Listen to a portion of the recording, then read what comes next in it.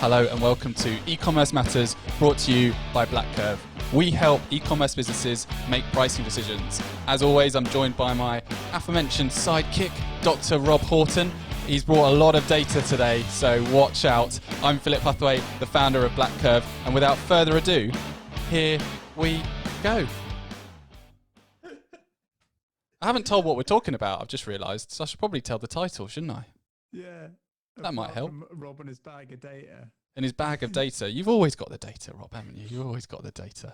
If it's not in numbers, it's not worth talking about. Is that right? Isn't that right? Maybe not after this week, but yeah, sure. So today we're doing a pricing teardown in sporting goods, and this actually comes off the back of, we did a pricing teardown I think 4 or 5 episodes ago on the appliance sector. We had a lot of great feedback on that, and actually it was our top performer on podcasts. So we practice data, we look at what people are listening to, and we use that to decide future episodes. So you can take note of that in your pricing as well. So just to set the scene, we're not tackling the whole sporting goods sector, because otherwise this podcast would probably be about, 24 hours plus long if we tackled the whole sporting sector. We're going to focus primarily on sporting goods, and within that we're going to look at bicycles, and within that we're going to look at brands such as Raleigh, Scott, and so forth, and some of the names of competitors, because we are going to, we might not name and shame within the actual podcast itself, but we'll talk about some of the names that are going to appear as retailers in this particular podcast. We've got the likes of Bike In, we've got Merlin, we've got Merlin Cycles rather, we've got Wiggle, Chain Reaction, and Sigma Sports, just to name a few. There's probably about 20 or so more in there in the mix, but we'll maybe talk about them as we go. Does that give enough information, do you think, Rob? Well, you didn't say it's your specialist subject. Oh, well, I didn't think this was Mastermind. It is not my specialist. How does the theme tune go? I've only got the Who Wants to Be a Millionaire theme tune in my head. Something like imposing, isn't it? Is that one? No idea. No, I think that's the one going to the moon. I do want to preface with it that bikes are not my specialist subject, so I'm going off. Well, we've been talking about fishing in the last 5 podcasts, so it's only about time that we bring my specialist subject. So I have actually done pretty well. I have not purchased a bicycle this year. I was going to say, what's your prop? My prop is my 10 grand new bike that I bought. I can lift it up, it's so light. Just for the record, my bicycle is £34,000. It's not techno. It's not. I would never spend that amount. Never. Unless I was like, a closet professional cyclist, I would never spend that much. My bike is actually only £1,000 when I bought it. Yeah. Yeah, mine was about the same. Yeah. What brand? Trek. Yeah. And I've done an Ironman on it. I've done prudential rides on it. I've done all sorts. It's been a trusted steed. More on your bike than I have on mine. Oh, the miles! If my bike could talk, eh? That's So we're also today is quite a nice period, because actually we've just gone through Black Friday. We've gone through, it feels like Black Month, with the amount of promotions that have been going on at the moment around that. Cyber Monday, Cyber Week, Cyber Month. This has been recorded at the beginning of December. So we're going to look back from the 1st of November up until, what do we say, 3rd of December or so. Just that kind of covers so most of November and a little bit, just to cover the tail out of Black Friday. Okay. And without stating the obvious, this year has been a bit different. So I'm particularly intrigued to see, have these retailers, taken part in Black Friday? Has it been a big thing? How much price volatility has there been? Who's been, maybe, I don't know, the winners and the losers, but who's certainly been kind of, driving the market and so forth. So, where would you like to start? Would you like to... Well, I think before we get into all this, we're missing a very important part of our podcast. We are. It's almost like I've never done this before, isn't it, right? I think I'm going to have to hand my presenting duties to you, aren't I? So I'm just really impressed with my one. He is actually going to bring a bicycle out of the woodwork, isn't he? Okay, so today's title is Pricing Teardown, Sporting Goods, #focus on bicycles. So what have you brought? It's not focused on bicycles. I've got a life jacket. Okay. So this is my most recent sporting good purchase. So I can go fishing on the reservoir. Oh, goodness me. You got his fishing in there. That only took him, what? less than 10 minutes. A good metaphor for our advice. What, throw you a life jacket so that you don't sink? You're pricing swims or something. Is that what you're going to do? Keep your head above water? Exactly. And I suppose for Black Friday and Cyber, keeping your head above water, staying alive is all part of today's game. Trading times at the minute. Yeah. It is. You've definitely been hanging out a long time at home. That was like. That was the most West Country. Are you going to keep that life jacket on for the rest of the podcast now? Is that? I think so, yeah. It's quite comforting. I've got a yellow thing here. If my chat gets really bad, you can just start whistling. Like, someone rescue him, please. I don't think it's got a whistle, but I can pull the ripcord. We should probably explain for those of you who are actually listening. So Rob has actually got a life jacket. He has put the life jacket on. It is green because obviously we don't want to scare the fish because he's buying. It's not a life jacket that you would maybe take out on the sea or just as a pleasure boating. But you probably could. It serves multi-purpose. But you need to be kind of incognito when you're going fishing. So it's a lovely kind of, how would you say it? Greeny. I don't know. Khaki green. Khaki green. I was going to go for lawn green, but that might be a bit of a dirty lawn if it was that colour. Actually, we're all got green on today. Actually, it's all we're all clearly got the memo. Shall I show you what I've brought today? Yeah. Okay. Right. Wait for it.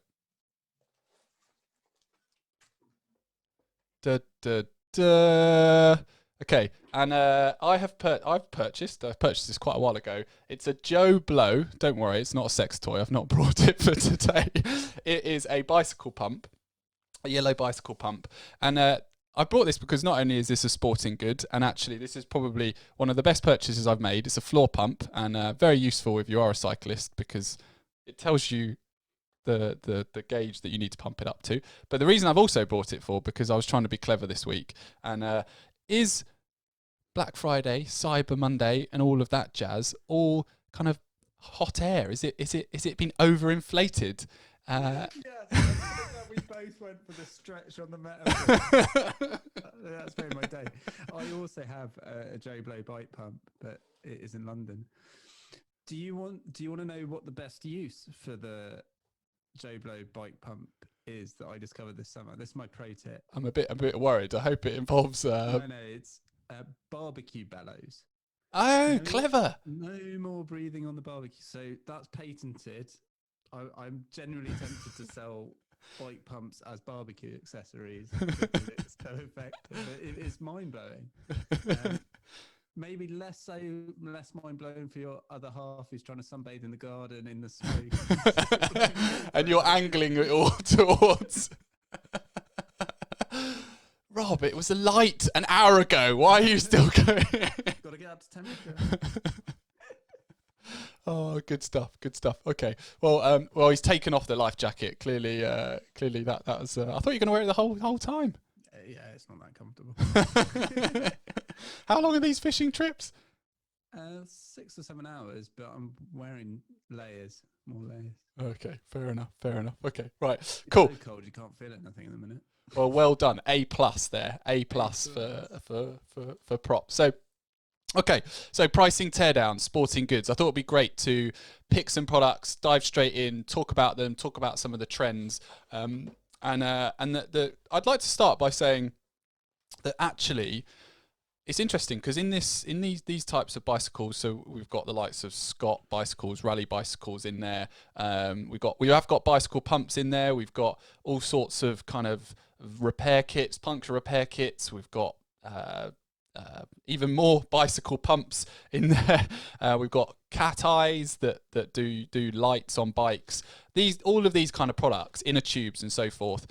There hasn't actually been much volatility in price. And what I mean by that is that actually over the course of November, a lot of these products have stayed pretty static in terms of their price, and that's going way back until the 1st of November across all of these products. I mean, I'm looking here that the products that have changed the most, they've only changed 8 times over the course of that month. Now, this was meant to be sort of, you know, peak competitive season, peak trading season. You know, what are your thoughts on that? Yeah, I think it's super interesting. I think we kind of alluded to this previously in that we had no idea how kind of holiday sales, certainly from a price action perspective, were going to look. I think it's interesting that people seem to be sticking to their market position. Or whether they've got their price, this is where they want to be in the market. I think it makes sense, because I think we're still seeing, I mean, we only get this by proxy, it's worth saying, from the data we get out, but I think we're still seeing supply chain issues and availability, so people don't need to discount as heavily on the bulk of their inventory because the demand's there, but the supply isn't, so there's no point. And that would certainly be consistent with 2020 as a whole, the move to online buying. Just anecdotally, I don't know if I've only read one or so report on Black Friday, but obviously bricks and mortar was decimated and online was up. But I'm not sure how many of those are quote unquote real sales, rather than just like people's kind of habitual buying habits over a holiday weekend. Yeah, and I mean, I think it's clear that actually, as you say, a lot of people have kind of picked their, you know, market position, for want of a better word, and stuck to it. And it's clear that a lot of these retailers on the surface seem to be following a market position strategy. So to try and maintain that position through time. And the interesting thing you've touched upon, just to kind of hammer home, is that where we look at, and we'll go into a few of the examples in a moment, where we see that the price has changed, actually that seems to be a reflection of this supply chain issue that you've alluded to. So where a product is no longer available, so it might be removed from the website or discontinued, or however that particular retailer manages that particular process. Therefore, when you're doing a market pricing decision and you're using an average, the average changes because that product isn't there, and so that is what's driving the change, and it's less a reaction to a change by a competitor. Yeah, that's a really good point. So the way I describe that is the order of competitors isn't changing, just the absolute positions. The relative position is pretty static, but you've effectively got your lines just moving up and down in concord. And there are obviously you can see people testing stuff or trying stuff or offering discounts or testing price increases. But the other interesting thing, at least from the data I've seen, is there's a lot of mean reversion. People are trying stuff, not necessarily working, or like you say, following the market price and then just moving back again. So this is worth pointing out, very different to what we saw similar time period last year, where there was a lot more price action, a lot more discounting across the board. I think you're right. I think it's purely down to stock availability and supply chains and distribution and all the rest of it. Yeah, I mean, I'm gonna jump in with a product that actually we hadn't sort of spoken about prior to this, actually, brilliant. just because why not? Let's live a little, let's live on the edge. But there's a particular product here which is a steady rack, and it's a classic rack. So I'm going to hazard a guess and say that that's a rack that sits on the back of the bicycle. Okay, that keeps everything neat. Alternatively, it's a rack at the front of a bicycle, and it's dead flat. All of the competitors are literally within, I think the cheapest price is what have we got here? The cheapest price is 57.24 for this particular product by Merlin Cycles at the beginning of November, and the most expensive is Sigma Sports, and then they all pretty much follow this boundary. So Sigma Sports is 69 quid. So there's a sort of 13, just under £13 difference there for that product, which actually for a 60 quid product, that's quite a big delta. But all of these retailers, Chain Reaction, Wiggle, and even the merchants on eBay, they're all within that boundary, and they all stay really, really, really consistently. I mean, I'd like to challenge. I mean, Sigma Sports, we know, are generally, they like to have their value on sort of service, and so therefore they're kind of traditionally seen as a more premium product. So I kind of expect them to be at the north range, but I'm kind of challenging why are Merlin Cycles decided to be so cheap on that product. I mean, I see we go to December the 1st, 2nd and 3rd, they've actually bounced back up. They're no longer sort of as cheap, but it took them since, on November the 8th, they were £57.24 in this product, and it took them until December the 1st to actually make a move to get up towards 67 quid. So they've kind of had a month where they've been down at that level. Yeah, I mean, that's a classic Black Friday discount, isn't it? Really, or November discount, or they've got excess stock. I mean, this is where you get into not all businesses are the same. So it's actually not all pricing strategies or competitive pricing is the same. In that, if you've got more stock than someone else, it's taking up space in your warehouse. So you might need to get rid of it. Conversely, there's no point selling out if you can't get more stock in to replenish it, depending on your replenishment cycle. So it could just be that Merlin had bought more of it, and therefore needed to get rid of it to get down to, or they could be testing or whatever. But usually with that kind of discounting, that's the reason, I think. And I have to say, I must actually correct myself because my assumption was incorrect. It is actually a rack that goes on the wall, and you can store your bike. So you can store your bike. I always get vertically. You can store your bike vertically on the wall, so you drill it into the wall. So, so that's pretty cool there. Right. So, was there any products you'd like to dive into, Rob? Yeah, I've got a couple. I've got one again, I think, that I'll start with because it's on this subject of things not moving, which I think is really interesting, which is a weird thing to say for someone that works in pricing, but there are very good reasons I think it's interesting. So I slightly differently, one of the items I pulled out was a John Deere pedal go-kart. I think it's something to do with being back in the country and seeing a load of John Deere tractors around. I think it's worth describing this product because when I saw it, I absolutely loved it. It is literally the go-kart. I still want it now, but if I was like 3 and got this go-kart, it is like a mini tractor. It's so cool. It's 200 quid's worth of go-kart, so I don't have kids, but that does seem like a chunk of change. It's pretty big. I think you could sit on it, actually, Rob, if I'm honest. I could get a second-hand ride on lawnmower for similar money, I think. But it's got really cool yellow wheels. It's a John Deere. It looks epic. Yeah. Next time we're in the office, we'll get one each and we'll race each other. I think that's what we've got to do. Yeah. Start-up life. I used to do that with the office chairs, but I would much rather do it with a go-kart. But the reason it's interesting for me is that similarly through the whole month, there's been no price action at all. And everyone's in a tightish range of about 30 to 40, well, I say about 10-15%, which is what you'd expect. And there's often actually a good reason for that in terms of kind of promotional activity and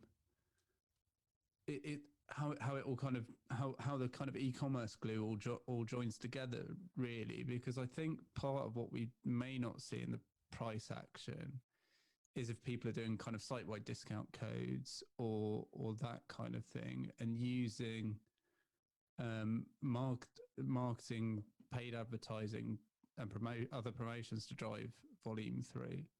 In which case, you actually want the price to be pretty stable because of how it interacts with the kind of the rest of the ecosystem, say Google or Amazon or Facebook paid advertising.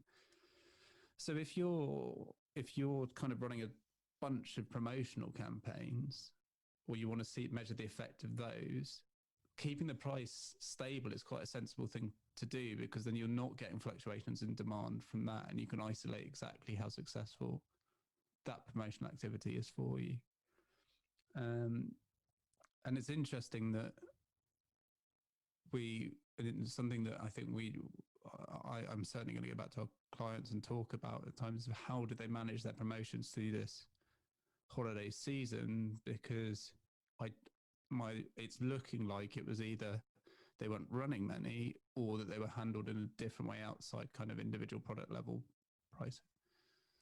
Yeah, I mean, I as I say, I managed to avoid buying any bicycles this year, and I actually didn't really buy very much in the Black Friday weekend, but I always get all the emails, and I'm signed up to all of the bits and pieces, and yeah, certainly all the emails. I know that I'm not I'm one person's view, but actually a lot of these suppliers we're talking about, I got discount codes. I've got, you spent so much with me this year, so then you can get an extra special discount over this period, and so forth. So I think that's how they've handled it, and actually it is quite interesting, because the most recent set of research that we're doing is that actually, especially on the kind of Google Shopping ecosystem, is that actually you are rewarded with some form of stability, and this might be a byproduct of that in terms of stability seems to be improving conversions, improving kind of impressions, and therefore getting those clicks and getting those impressions via the ability of your price staying solid on Google Shopping, but then being able to offer the discount once they're on the store. This could be one of those byproducts. Mm-hmm. I completely agree. I think I think it almost feels like the powers that be in the kind of e-commerce space do reward stability, like you say. It's quite stark from what we've seen in terms of, you have to be like don't get me wrong, there's no stable is also dead, right, as they say, but being consistent, and you have to move with this window that we alluded to earlier, so it is very much about being consistently competitive, but I think once you found your sweet spot, unless you're kind of big enough that small optimizations can make a massive difference, there are much better ways to kind of improve and optimize and find value through pricing, rather than kind of like tweak up or down a little bit along the line. I think we're seeing that here, especially in what I imagine is, I mean, we haven't really spoken about it, but about the nature of the market, but I imagine it's very competitive, and probably quite price driven, price and brand driven, actually, thinking about it, because I mean, Wiggle I know well from when I used to cycle. We've joked before about putting the Haribo in the box, but I think there's a lot of brand loyalty around certain stores that you get good service from, but you're kind of expecting them to be fairly priced. So actually, it's going to be a pretty tight space. Everyone's margins are going to be pretty similar because it's branded goods by and large, right? So it's not massively surprising that things are fairly stable, because your edge is unlikely to be in margin. But I mean, I think it's important to. I mean, there's a couple of things here I just want to kind of caveat and sort of allude to that sporting goods actually is a sector that has done really well this year. I will say obviously, but I'll call a spade a spade. because people have got more time on their hands, people are investing more in because of lockdown, and therefore they're investing more. Allowed to go outside. Exactly. So and bikes is what I think Halfords was as regularly in the press of that they've had an absolute stonking year. That's a UK kind of automotive and bike supplier, right? So they've an absolute stonking year. So to a certain extent, they don't need to partake in don't necessarily need to partake in kind of your traditional discounting period, because they've had a great year. And actually, also, to be fair to us, we should probably do this and compare multiple markets, because traditionally, November is not a time that lots of people invest in bicycles. It's the slowdown. You're starting to move towards buying things like mountain bikes and so forth. And the summer is sort of the big kind of road bike season. So that's something that would allude to. But even though we've got this stability in price that everybody doesn't seem to be changing very much,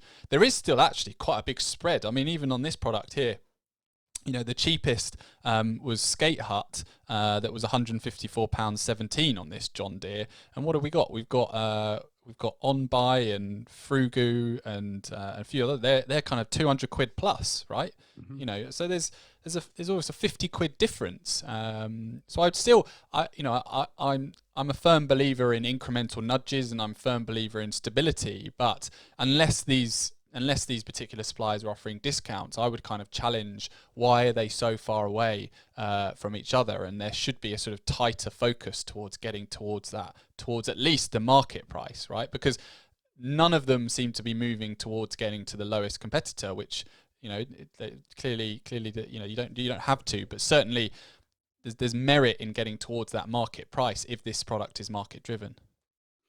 Yeah, I guess the only reason I might view these as a bit tighter, and I don't have this information, is that often shipping plays a big part.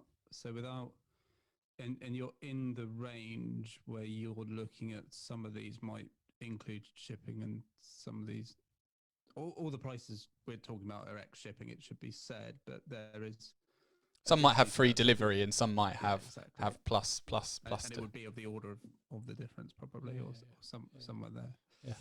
But it's not going to cost 50 quid to get one of these tractors delivered. That's my point. So this isn't massively heavy. So so as somebody who's been purchasing a fair few of these things for my 2-year-old, it doesn't. We purchase it from weird and wonderful places, right? Even if you're going on eBay, these kind of things are sort of 20 quid max to get it kind of delivered. So okay, cool. Was there any more you wanted to say on this particular product before we moved on to the next example? No, not really. I think the next example is actually more what I'd expect to see through this period, if I'm honest. So over to you. What's the product? Well, it is a Crud Urban Race Twin Pack Bicycle Splash Guard, obviously. And what is that? It's a mud guard for your bike, but it's like quite a proper one. A proper one.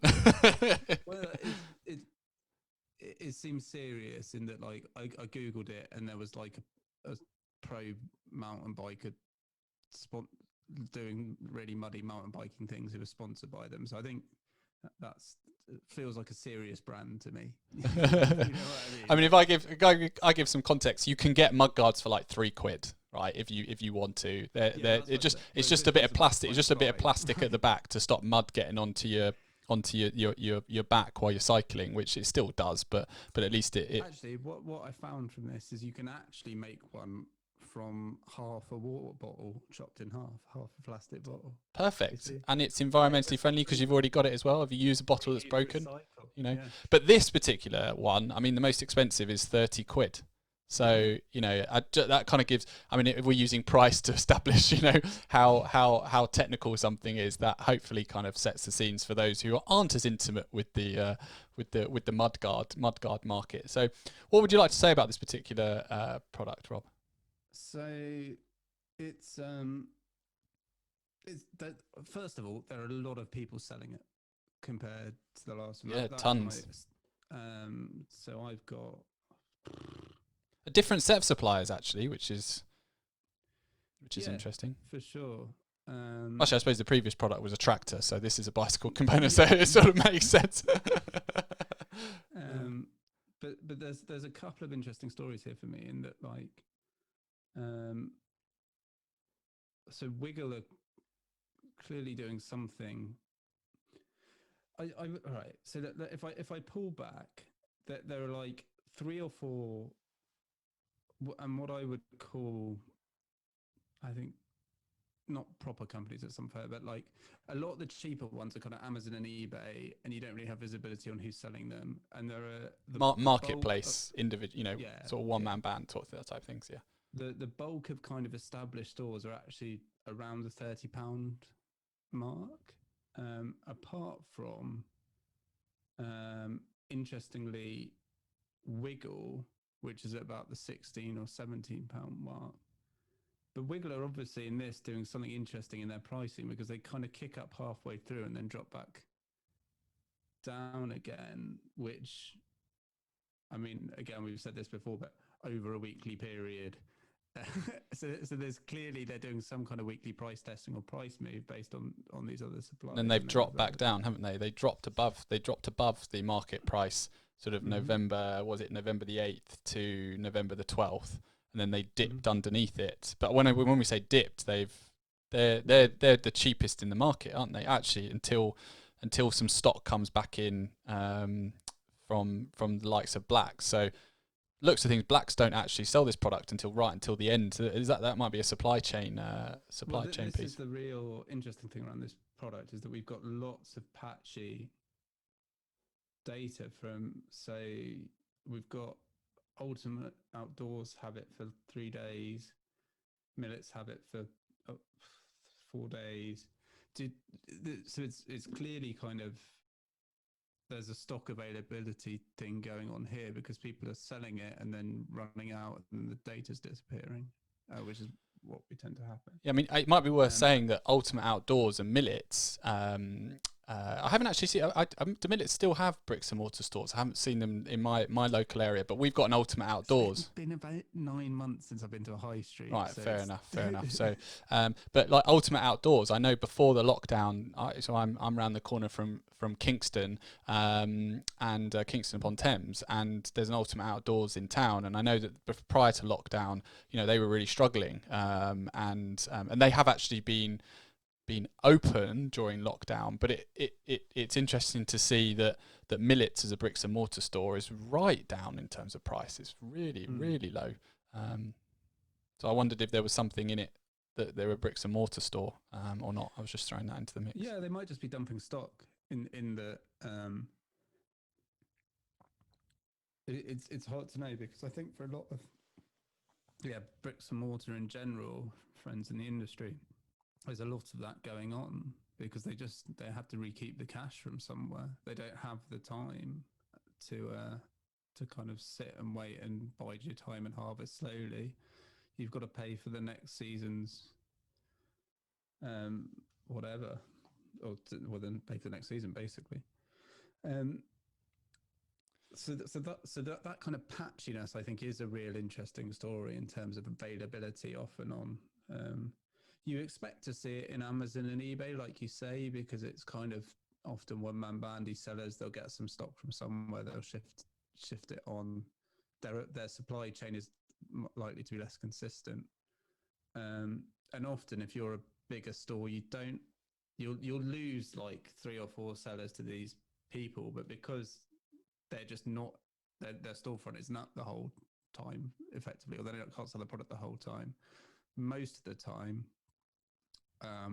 people are going to be driven to your store anyway, right? If you think about how Google Shopping works, your impression share is going to be much higher. Most of the time when people search, that product won't be there. It's not competition. So there's no point really trying to pull down to that kind of level. But this is this kind of, and I guess the Wiggle one here is the interesting piece to me, because they're basically running at a 50% discount for the whole of November. So lower than the previous price. Yeah. So, or lower than, I would say, most of the key players in the market. They're about steady 50% less. And that is often consistent with kind of what they sell, in that like they often have batches of stock and sell it a lot lower. I know from my own purchasing. I mean, if you don't mind like a pink lycra top or whatever, you can often get it a lot cheaper than Matches the colour of your eyes, Rob. pink. Blimey, I've been in the country too long. I've got myxomatosis. But if I might throw something into the mix here, that again, all of these retailers, apart from Wiggle, by the looks of things, seem to be maintaining their position. So if you look at all the points where all of these retailers are changing price, they're clearly repricing off each other, because you can see either on the same day or the day after, because they've waited to collect the price, they're all repricing off each other and maintaining that parity.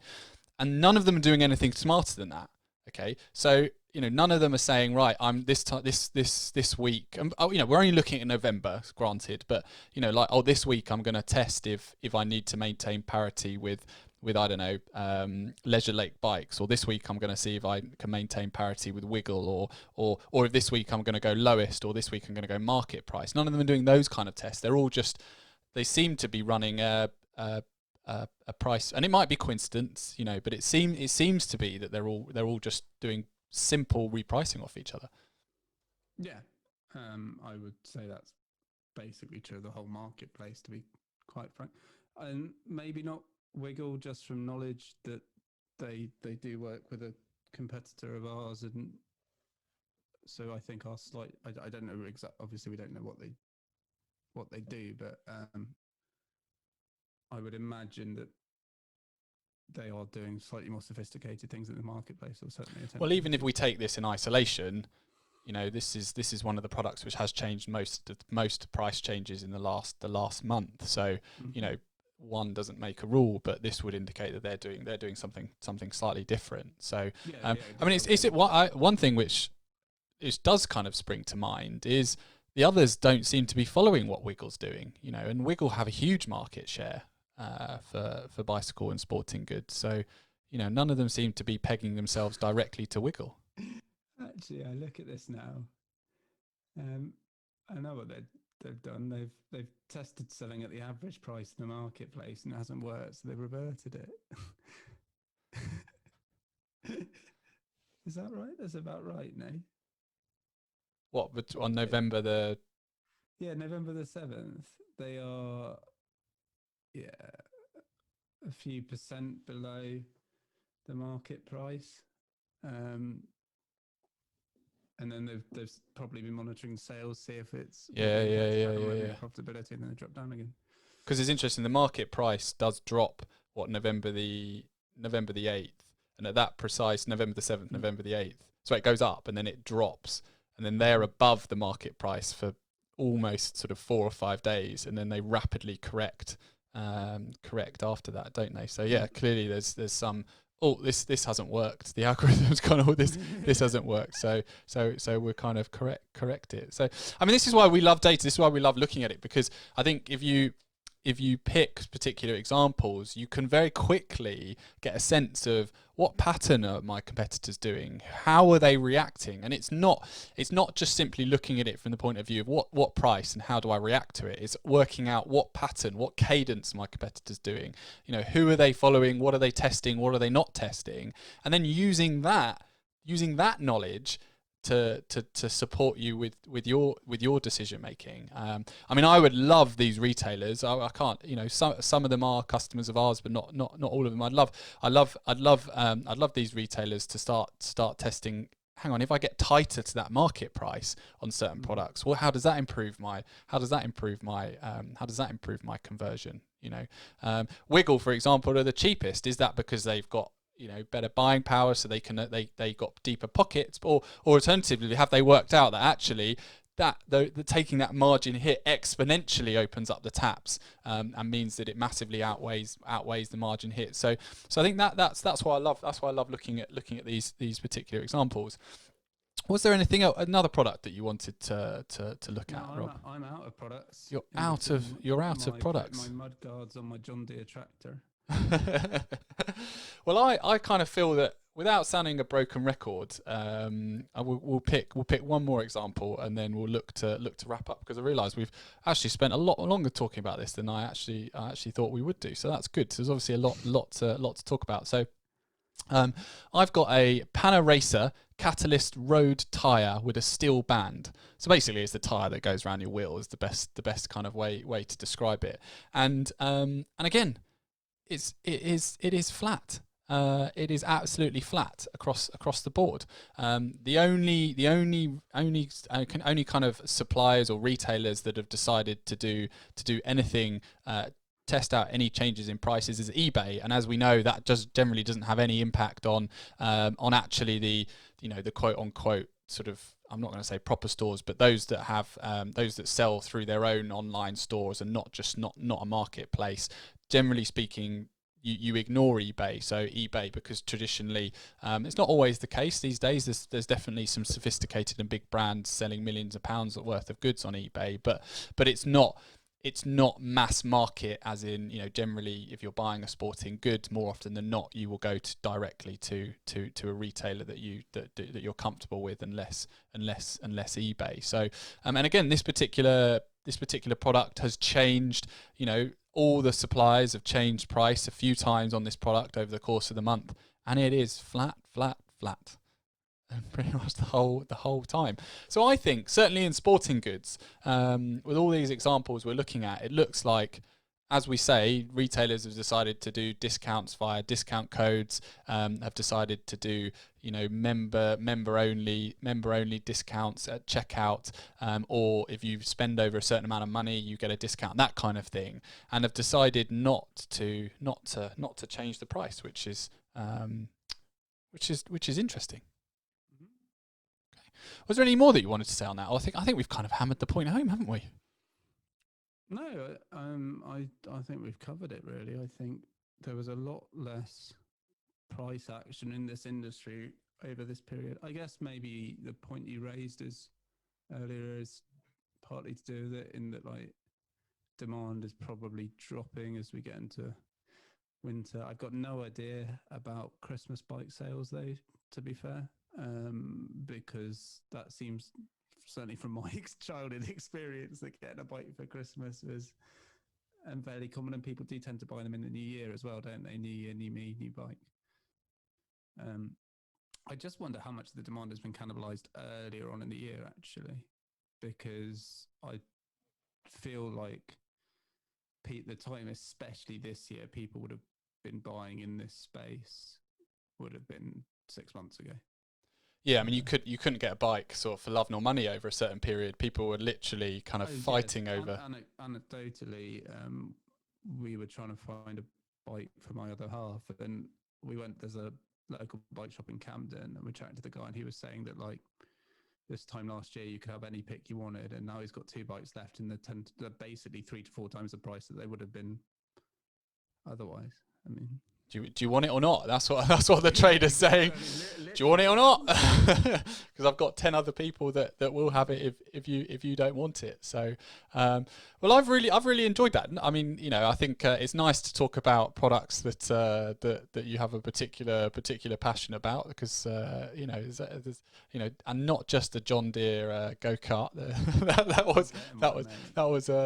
was pretty cool. Spill free for a John Deere go-kart. Well, make sure you pick the right supplier. So none of the 200 quid supplier, please. I've got my secret Santa here, so maybe this is a John Deere. And it does look like either a book or a DVD. If they bought you a DVD, I mean, they're a bit out of date, I have to say. But no, it's in one of those Amazon slips. So I'm afraid to say, Rob, it doesn't look like a tractor. Sorry to pop your. Very small. Well, thank you very much, Rob, as ever, for sharing your thoughts. We were looking at today at a pricing teardown in the sporting goods sector, specifically your kind of rally bicycles, Scott bicycles, and we threw in a kids tractor for for good measure. So that just for a bit of fun. The data that we're seeing certainly from these particular products is over the course of November, traditionally a big kind of discounting period. This sector seems to have not engaged as much in massive discounts. There's certainly a lot of stability.